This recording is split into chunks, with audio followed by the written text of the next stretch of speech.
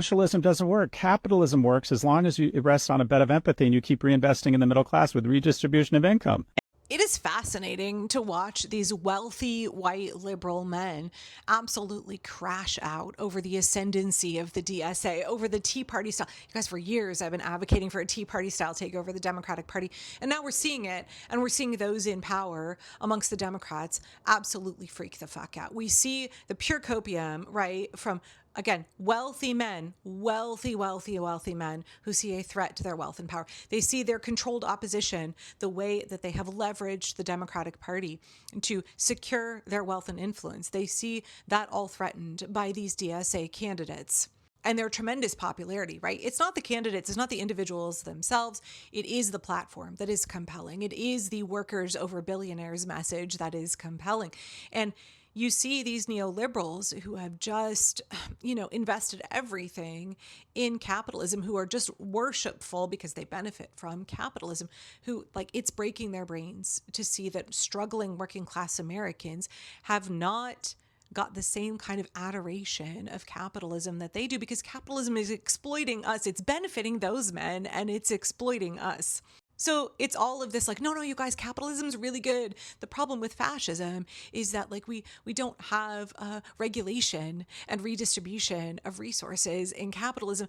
Why don't we have that? We don't have that because we have a system where the men who have become obscenely, grotesquely rich under capitalism have purchased the system, have purchased control of the system.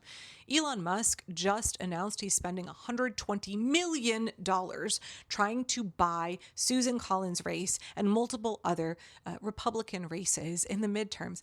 We have wealthy men who not only buy our elected officials, therefore we don't have representation in government. What has representation in government is corporations, is the oligarchy, is the super rich. We don't have representative democracy for the people at all.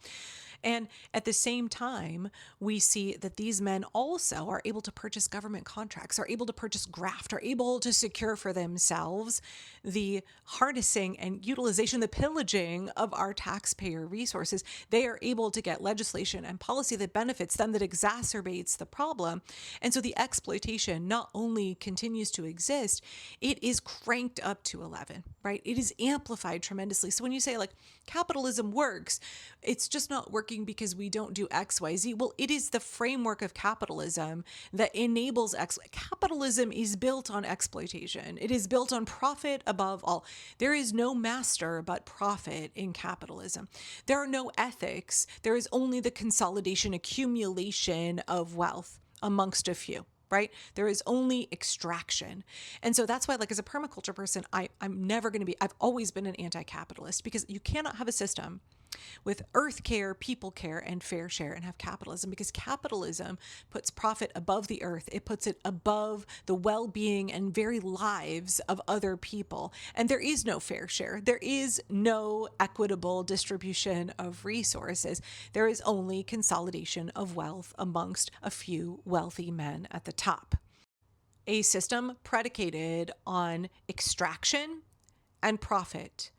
A system whose foundation, whose very core is extraction and exploitation, is never going to benefit the working class, is never going to benefit us, is never going to be sustainable, is always going to tip over into fascism, because you get men who want control, who want to exploit, who want to accumulate more wealth. And they're like, holy shit, we got a system that is set up to meet my needs and fulfill my desires. We have a system that is set up all in the name of exploitation. I want to exploit as much as possible. I'm going to harness this system.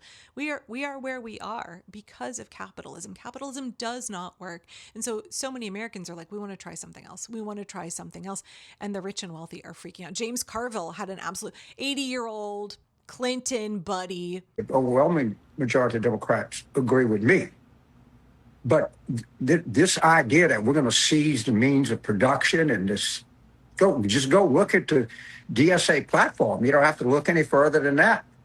And, Jackie, it may be that the two-party system is just going to be under tremendous stress here in the coming months. I mean, you see it in with Tucker and Martin Taylor Greene and on the Republican side. You see it going on right now And I can't sit here and tell you for certain how this is going to turn out. But the one thing I can tell you for certain, Hassan Piker and James Carville are not going to be in the same political party. One of us is going to leave. It might even be me.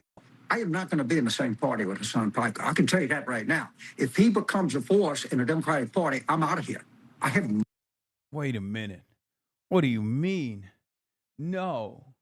Well, what will we do without James Carville, who hasn't won a race since 1999, who's married to a Dick Cheney staffer or a Dick Cheney consultant? Neoliberal James Carville, the guy who said that we didn't need to do anything to resist Donald Trump because his administration would collapse on its own within 6 months. Yeah, James Carville, who's full of shit. He's a dinosaur. And I don't know why the HuffPo and MSN. No, I do know why. I do know why all of these media outlets continue to platform him. Likewise, they continue to platform Bill Maher. What are you guys doing? What are you guys doing platforming these crusty, old, dinosaur, wealthy white men who are out of touch, don't know how regular people are living, and continue to freak out over the idea of socialism? Cool. James Carville, get the fuck out of the Democratic Party, because guess what? The progressives are taking over. Your days, we have passed you by. Chuck Schumer, James Carville, Bill Maher, all you other fucks, Prof G, we're all leaving you in the dust, right? The party is being remade to fit the needs of the working class. We are so fucking sick of the elites who say that they're benefiting us, but it's just two cheeks of the same butt. Y'all are the other cheek of capitalism. Republicans are one cheek, establishment Democrats are the other. We have this new wave of progressives and democratic socialist candidates who are like, we don't want to do this anymore. Not only is this not working, it is devastating for us and for the planet, and we have to do something different. Right after Trump got elected and Kamala Harris lost, I said that politicians were not going to save us, but it's more than that. It's more than that. It was really clear to me immediately that the folks who got us into this mess were not going to be the folks to get us out of this mess. Chuck Schumer chanting, "We will win, we will win," while Elon Musk, took all of our private data and stuck it on a zip drive. While Elon Musk put USAID through the wood chipper, Chuck Schumer was out there giving little press conferences. And I was like, the guys who got us into this mess are not going to be the ones to get us out of this mess. So when you see all of these establishment Democrats crashing out right now, cool. That's because they understand that they are irrelevant. They understand that their power is diminishing and that they are being left behind. But that's good and that's natural because they were never going to be the ones to get us out of this mess. They got us into it. Maylot Kiros, who is running for Congress in Colorado right now, she won her primary. She's an attorney who lost her job for speaking out on Palestine. She is running as a DSA candidate, and she was interviewed on PBS News the other night. I can't find the clip at the moment. If I find it, I'll cut it in. But she was asked, like, aren't you worried? Aren't you worried about your association with the DSA and the label socialist, right? The people who look at you and see socialist, they're going to be afraid. And she's like, well, this is all Red Scare stuff. But so what I want people to understand more than anything is that we are democratic socialists. What we want above all else is democracy for the people. We want representation for the people, which we currently lack. We have representative democracy for corporations, for the oligarchs. The people do not have representation in government overwhelmingly. None of the Republicans represent the people, and a big fat fucking chunk of the Democrats don't represent the people. They represent big crypto. They represent APAC. They represent big oil, big pharma, what have you. They don't represent the people. There are some folks like my Senator Jeff Merkley who do represent us, but they are in the minority.